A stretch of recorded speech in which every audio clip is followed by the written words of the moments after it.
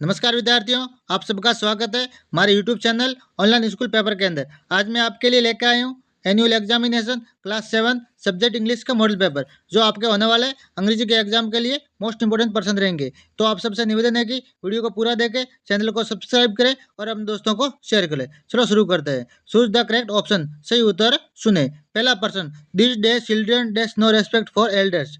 They have, has, had, having. तो option number A, have.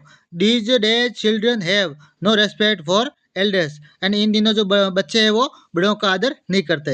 अगला प्रश्न, which of the underlined words is different from others in sound। यानी आगे जो शब्द दिए गए उनको पढ़ने पर उनके ध्वनि अंतर को बताना है। cool, look, soon, moon. तो ऑप्शन नंबर बी, लुक। यानी इसके अंदर छोटे ऊ की मात्रा आ रही है, बाकी के अंदर बड़े ऊ की मात्रा आ रही है। तो ऑप्शन नंबर बी सही है। अगला प्रश्न, the aeroplane in flying dash the mountain at this movement. यानी वो एरोप्लेन वो उस क्षण वो पहाड़ के ऊपर उड़ रहा था। तो option number B, over. Over यानी ऊपर, यानी उस माउंटेन यानी उस पहाड़ों के ऊपर उड़ रहा था, इसलिए ऑप्शन नंबर सी आएगा। ये मोस्ट इंपोर्टेंट प्रश्न है, आपको याद कर लेना है और अपने दोस्तों को बताना। ऐसे ही परीक्षा में प्रश्न आएंगे। अगला प्रश्न, Lali was sitting dash little distant way. तो option the a, none, an. तो ऑप्शन नंबर बी, ए, यानी लिटिल के साथ ए आएगा, क्योंकि हमेशा कंसोनेंट से कोई मीनिंग शुरू होती है उसके साथ ए का प्रयोग, आर्टिकल ए का प्रयोग होता है। ठीक है, यानी ऑप्शन नंबर बी सही है। अगला प्रश्न, the birds are sitting dash the roof. तो on, sitting on the roof, यानी किसी के ऊपर बैठी तो ऑन का प्रयोग होगा, यानी ऑप्शन नंबर डी सही है। Option number D, on. ठीक है, ये मोस्ट इंपोर्टेंट प्रश्न है, आपको याद कर लेना है और अपने दोस्तों को भी बताना है। Fill in the bracket to right option, यानी जो आपको खाली जगह भरनी जो कोष्टक में दिए गए सही शब्द से। अगला प्रश्न, my grandfather always dash to Shimla for his holidays. तो वो मेरे जो दादाजी वो हमें कहाँ गए थे, शिमला। ऑलवेज यानी गए, जा रहे, गोइंग आएगा, गोइंग नहीं आएगा, क्योंकि गोइंग तो जा रहा है, पर वो तो गए पहले से, हॉलीडे के अंदर गए, तो वेंट आएगा। क्या आएगा, वेंट। ये मोस्ट इंपोर्टेंट है।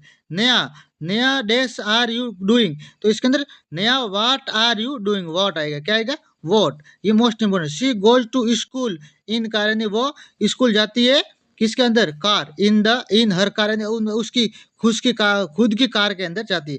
बीच में यानी बीच में, बीच तो नहीं आएगा। ठीक है। The house is under construction. Under यानी अंडर कंस्ट्रक्शन, मतलब उसका घर का जो काम है वो चल रहा है। He lost is way in the jungle, यानी वो है वो मेरा जंगल के अंदर, जंगल के रास्ते के अंदर खो गया। ये मोस्ट इंपोर्टेंट प्रश्न है, आपको याद कर लेना। चलो अगला, right the answer following question. आगे जो प्रश्न दिए उनके आपको उत्तर देने हैं। ठीक है।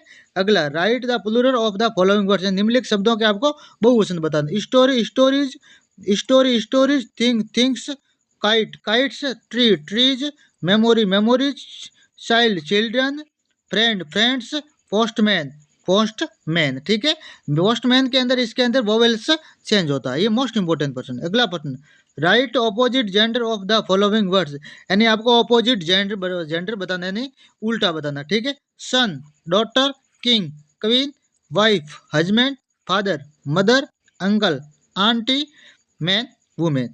ये मोस्ट इंपोर्टेंट प्रश्न है, आपको याद कर लेना। चलो अगला प्रश्न, आगे, right a single words of the group of words given below. यानी आपको इसके अंदर वन वर्ड बताने हैं। चलो, एंड एक पूरे लाइन का एक शब्द में उत्तर देना है। The person who lives in India, यानी वो व्यक्ति जो भारत के अंदर रहता है उसे हम इंडियन बोलेंगे। क्या बोलेंगे, इंडियन। ठीक है।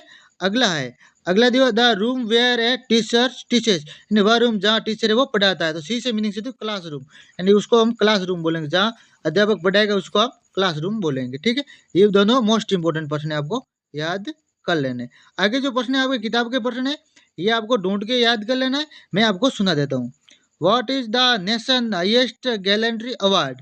यानी जो हाईएस्ट गैलेंट्री अवार्ड किसको दिया गया, nation highest gallantry award is Padma, Padmaveer Chakra, PVC. यानी कौन सा जो अवार्ड है वो, कौन सा अवार्ड है वो सबसे बड़ा अवार्ड है जो वीरों को दिया जाता है, उसको हम क्या बोलेंगे, परमवीर चक्र। कौन सा, पीवीसी, परमवीर चक्र। अगला, what is Nishad give Mr Nath Y.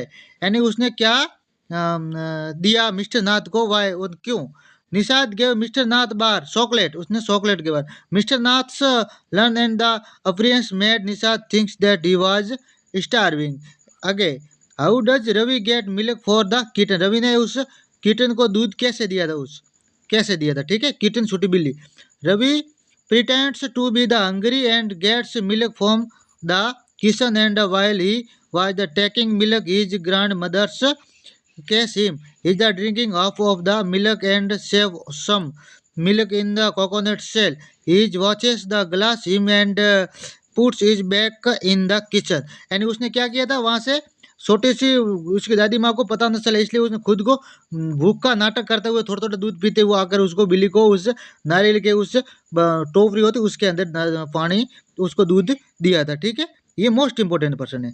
आगे अगला प्रश्न, where is the national war memorial located and what in the its significance. Significance, ठीक है।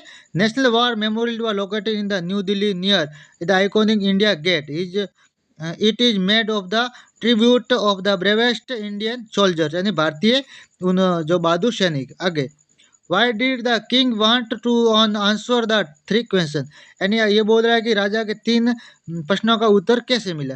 The looking wanted the new answer 3 question because did not want fail in his life in any affair, यानी वो अपने तीनों प्रश्नों के बारे में कुछ बताता है।